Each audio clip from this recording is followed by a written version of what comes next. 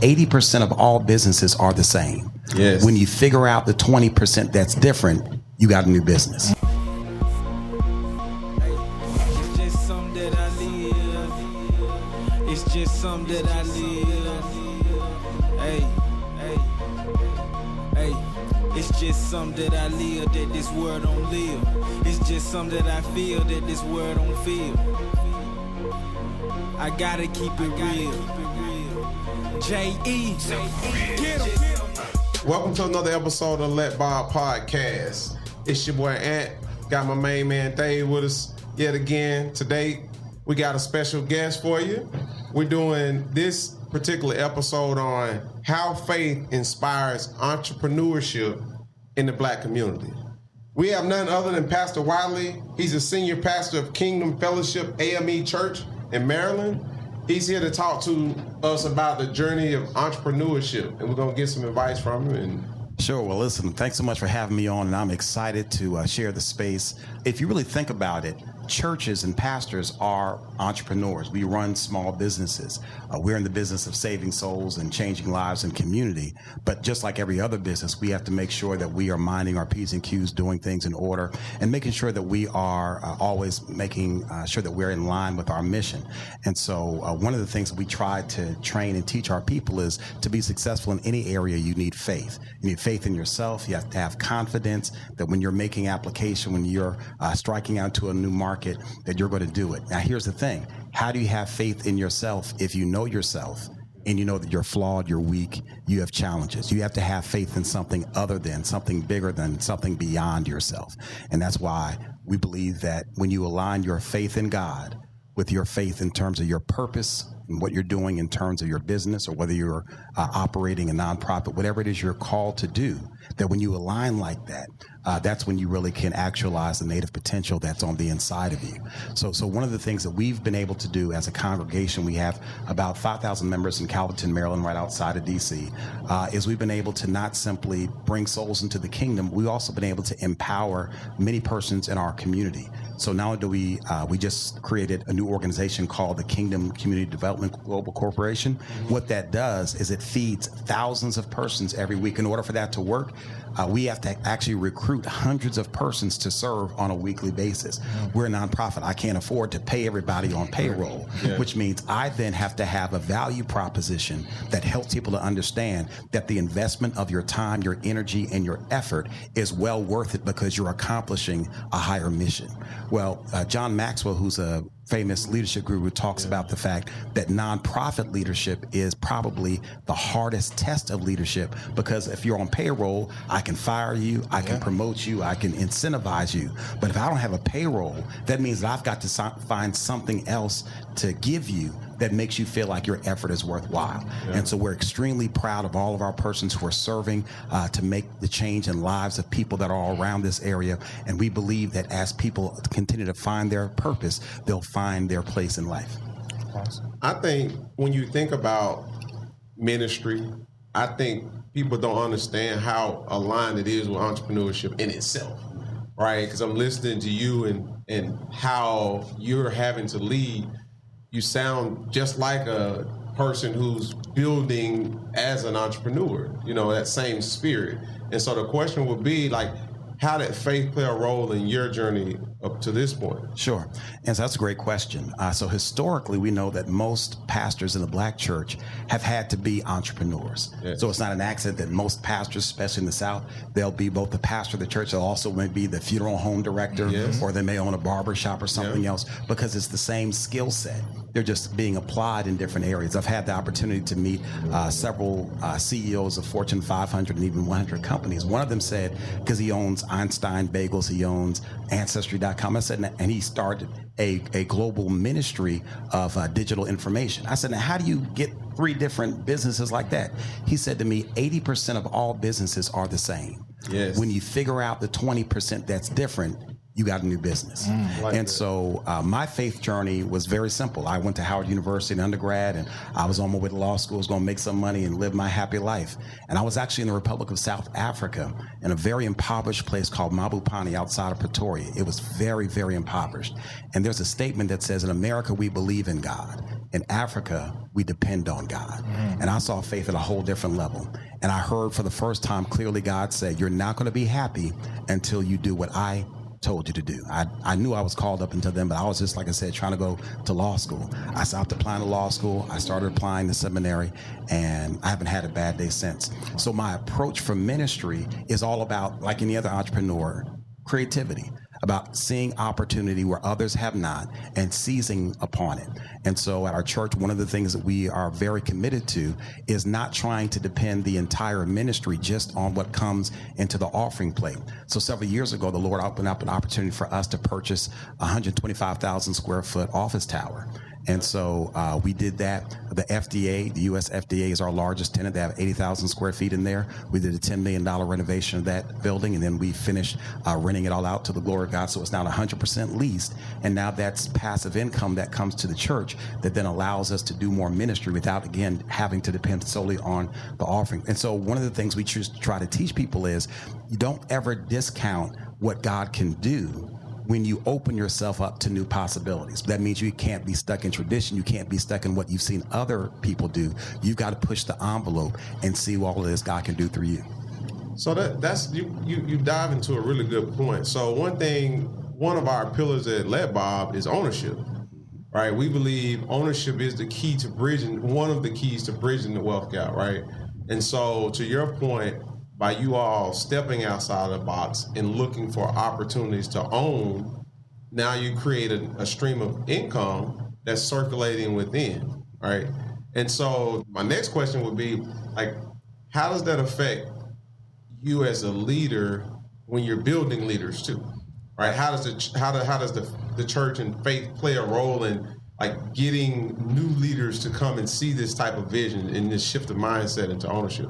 Sure. Well, leaders recognize leadership.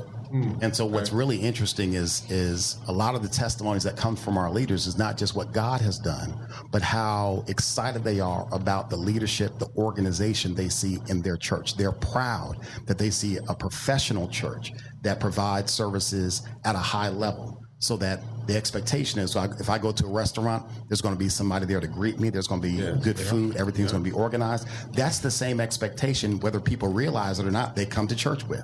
They expect to have a professional, well-organized experience. And so we're very intentional about making sure that we provide for people a standard of leadership. Because to your point, ownership really it's not always just about the bottom line and income. Right. It often is more about one feeling fulfilled and satisfied. The difference, and we know this statistically, between somebody who owns their house and rents a house is that someone has a higher sense of self and self-esteem who owns their home. Now, you're still making payments every month, but when you know this payment is really going back to me, it's building equity, it's setting me up for legacy in the future, and I can leverage this for other opportunities, it changes the way you pay that note. You're right. And it changes the way you feel after you've paid that note. It changes the way you keep up the property because it's yours and not somebody else's. And so when it's a business that's yours, it gives you a different sense of self. And sometimes we too narrowly define business just by the bottom line. But the benefit and blessing of being an owner really goes far beyond just what's on the balance sheet. And also, I'm looking here, they say you have a ministry called Financial Peace. And for me, when I think about financial peace, like in our community, I believe that, like, the terminology is excellent, because if you obtain financial peace, they're just saying, like, you have peace in life. Because we in our community, like, finance is so important, and a lot of people just don't, like, I feel like they don't dedicate enough time. And I think that's great that you are balancing, bringing in faith, but also teaching them, hey, you need this financial on the other end. So can you speak to us a little bit about your financial peace? Sure, absolutely. So my first financial training came from my father and my parents, who were very intentional about organizing their resources. And so I learned firsthand that money comes and it will go. That's why it's called currency. And so you have to be intentional about training yourself and educating yourself as to how to manage money. How many times do we see somebody go to the NBA, the NFL, blow up as an artist, and all of a sudden, next thing you know, they're on the Chitlin circuit. They're trying to make it day by day, right? It's not because they didn't make the money, but money doesn't come with directions. And so one of the things we're committed to at our church is to make sure that we're providing for people holistic ministry. And that means providing for people management training as to how to deal with their money. The truth of the matter is our church is very well educated. We have 76% undergraduate degrees, 44% graduate degrees. And so it's a very well educated congregation, but education has nothing to do with knowing how to manage your money. Zero. Yeah. So, and in fact, you know, when you have more money, you have to be that much more diligent of how to manage it, because everybody's making plans for your money. That's why we know that on social media, they track your spending, they track your behavior, and the algorithm knows exactly what to put in front of you at the exact right time to get you to push a button to get your money. So literally, there are persons who are full-time employed getting your money out of your pocket, which means you have to put some major time in keeping your money in your pocket and growing it. And so because we understand the principles of sound money management, personal finance, we wanted to put together a program that would allow people. We've had a testimony of persons who've paid off tens and tens and tens of thousands of dollars in debt, which then solidifies their financial framework for their future. Nobody wants to be in debt. And the Bible says that the borrower is slave to the lender. That literally means as long as I owe you, you can tell me how to jump and when to jump. And so by getting debt off of their backs and off of our backs, we feel like we're literally breaking a financial stronghold that strangles our people. It's amazing because like they're so aligned. Like what you're doing is so aligned with like why Let Bob exists. Like just listening and hearing another Black-owned business speak to exactly what we're trying to do. Right? We want to get this message out. It's just so much admiration to know that you're focusing on the core thing that makes it all work, which is finance. Right? If you can, to your point, you can have unlimited money coming in, but if you don't know how to manage it, it's just like you don't have any money coming in. And in my path, and I'm college educated, right? So high school, 4 years of undergrad, we didn't learn much about finance. Nobody talked about it. You know, you go, you get your first job, you make this money. The way I grew up, my parents, we didn't talk money in the household. The community I came from, the only thing that was enforced, you have to work. Like I come from a community of workers, but nobody ever sat you down and told you what to do with the money after you made it, you know? Or we were told to, you know, put the money in the mattress, you know, in this attitude, but not a sound baseline of how to manage your money and what it can do for you so that you can have financial peace and this financial freedom, right? The interesting thing I'd like to hear from you is you are a visionary. Just listening to you, I know like you're a visionary and hearing what you've already achieved.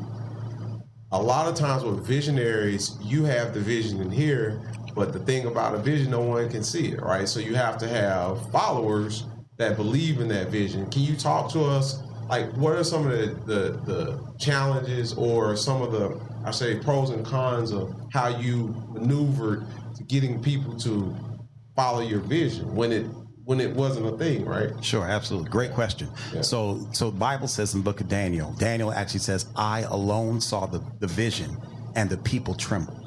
When you're a visionary, you see it. God shows it to you, but everyone doesn't see what you see, which means it's your assignment to then translate what you've seen, the vision that's been cast before you. You have to then cast it to others so they can catch it and run with it. Yeah. So one of the things I try to teach at the church is that people are inspired by vision, but they are kept by organization. So if I have a great vision, wonderful, everybody gets all excited. But then I need to know, how realistic is this? Do you have a plan that gets me from where we are to where you're talking about going?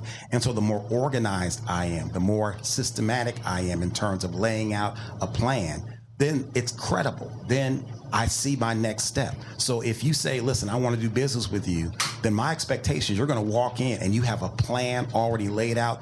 Every question I'm going to think of, you've already thought of, and you're answering it in your presentation. So that now the credibility, you're not walking in with money, you're coming for me to money, but now that you have credibility, money's the smallest thing. Correct. The question is, do I have confidence that your vision is not only inspirational, but it's achievable? Yeah. And so one of the things that we do at the church is we have a great team, staff. They're paid and non-paid, as I said. We can't afford to pay everybody that needs to work, but we treat everybody the same. First of all, we recognize that serving in the Lord's church is a blessing and it's a privilege. Yes, indeed. So you have to apply to serve even as a volunteer. because it's a privilege. And the application process says, guess what? We have standards.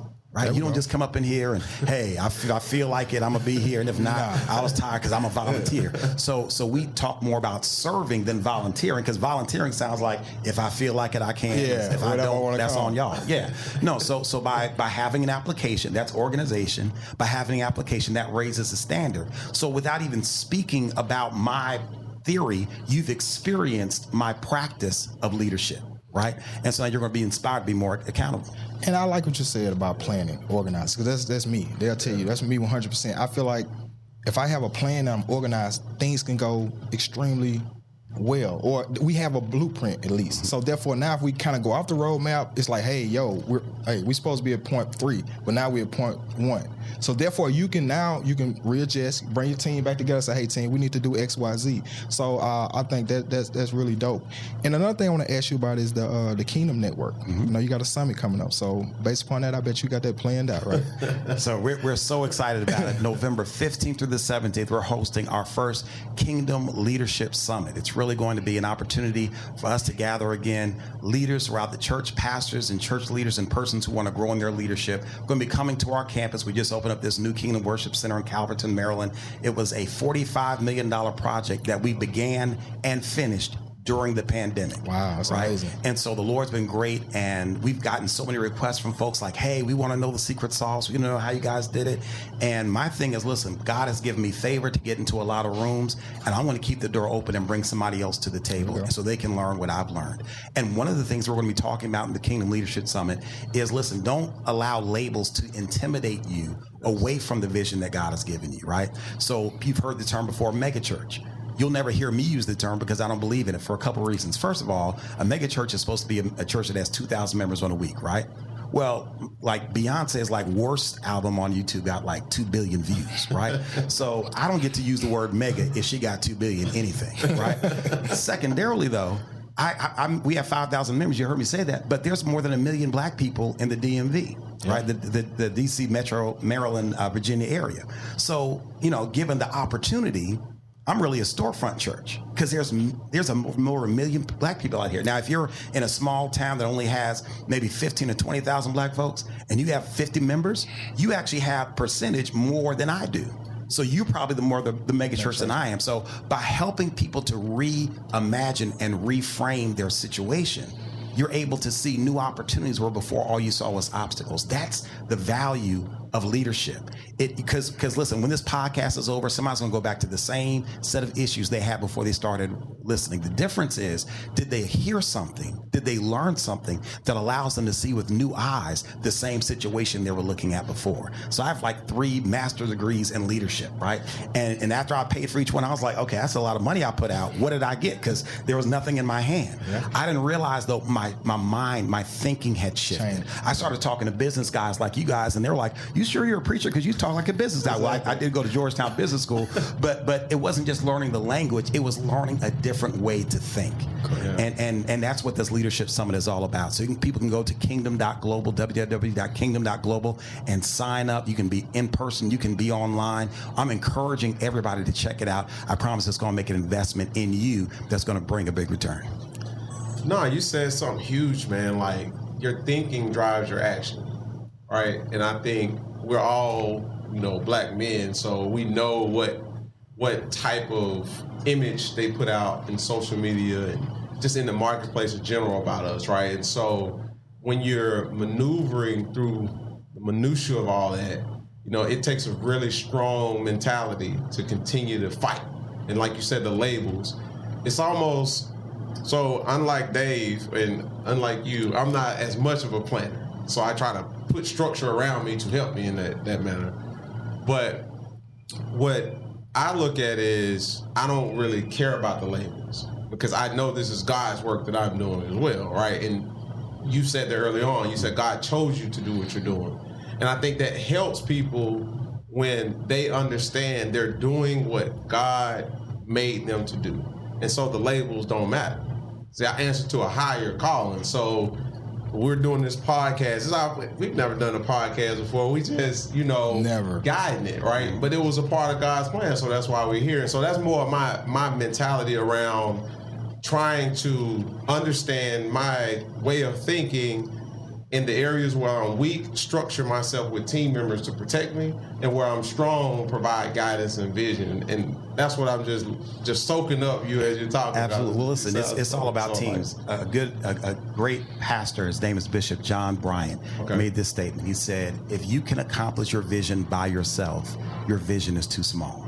So whenever I go to come up with an idea, the first thing is the idea. The second thing is who I'm going to get to do it, right? Because I don't have enough hours in the day to do everything that needs to get done.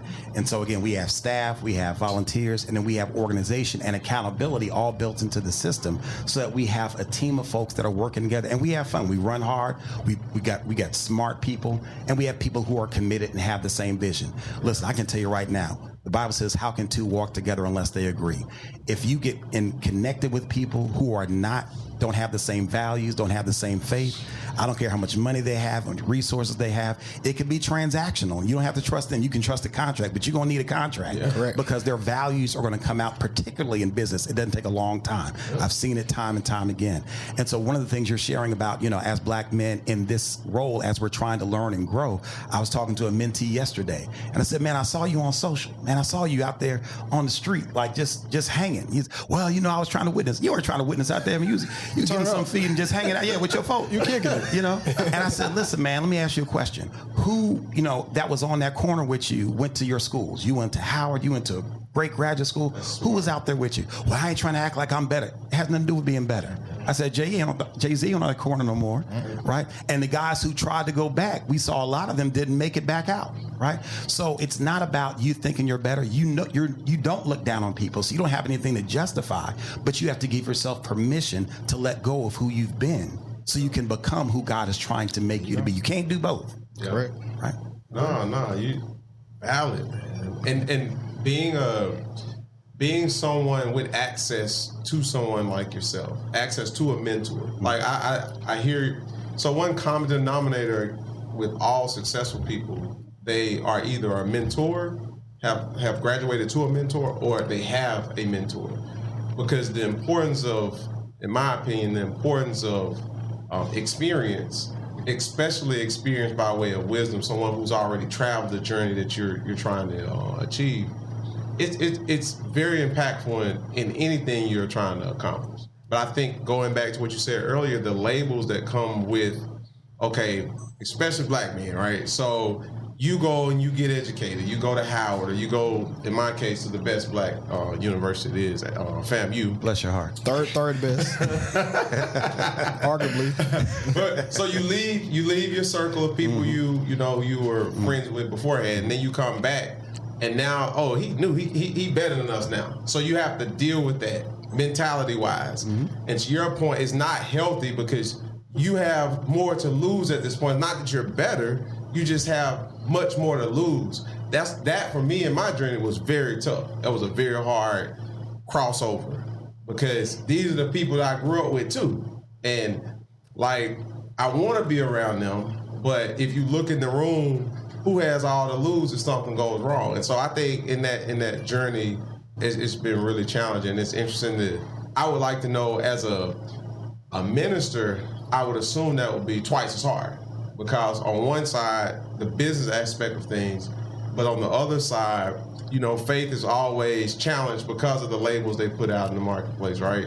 So you're having to deal with it both ways. One is he thinks he's smarter, and then the other is, well, he's goody two shoes because he's in the church. Like, how does that experience work? Sure, and that's why, great question. That's why you have to know who you are in God. Yeah.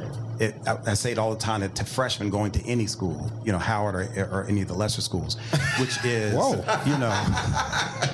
which is shots fired, which is basically, if you don't know who you are before you go on campus, there's going to be enough culture on campus to redefine you and give you an identity. And I saw it happen. You all saw it happen in school. Yeah. Folks came in there, got turned out. And I was a part of it. Yeah.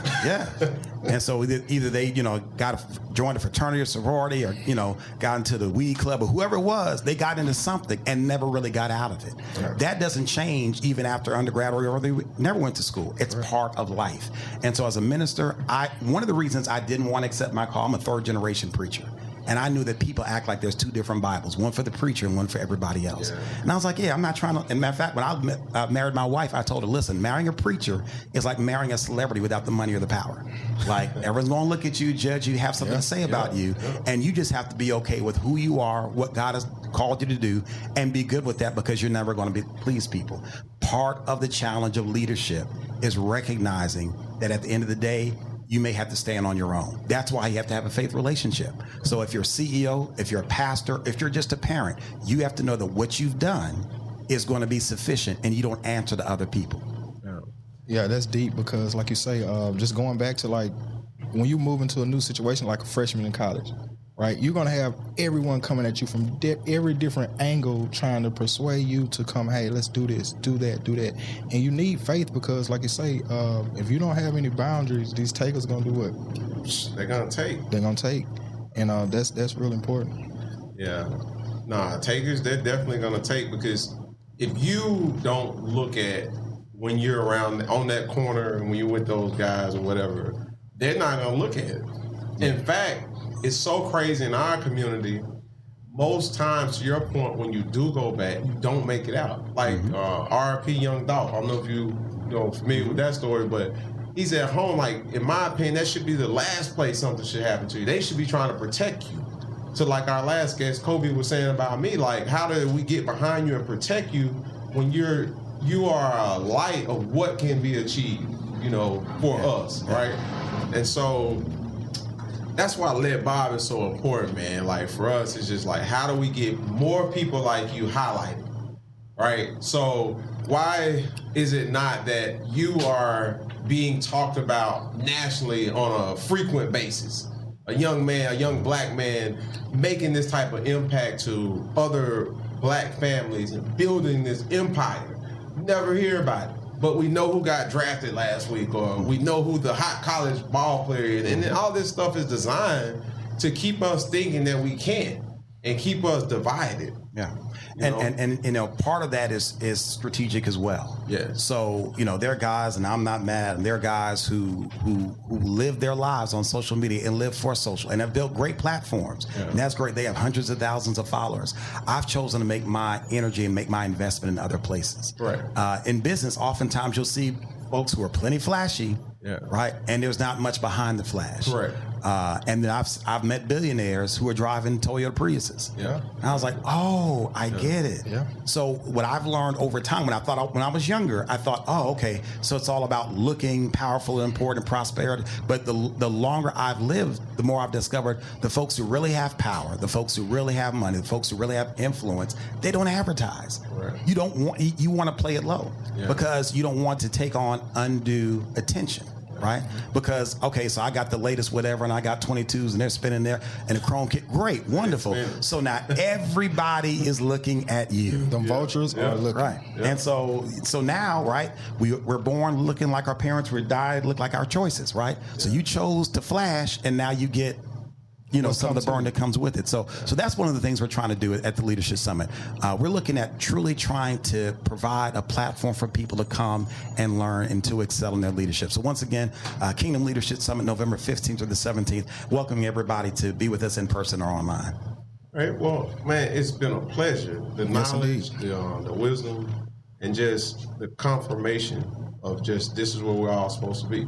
We wish you much more success in your journey, and we just appreciate it. So it's been another episode of the Let Bob podcast. Me and Dave. Hey, we'll catch y'all next go round. It's a wrap. Peace. Peace. I gotta keep it real. J.E. Get 'em.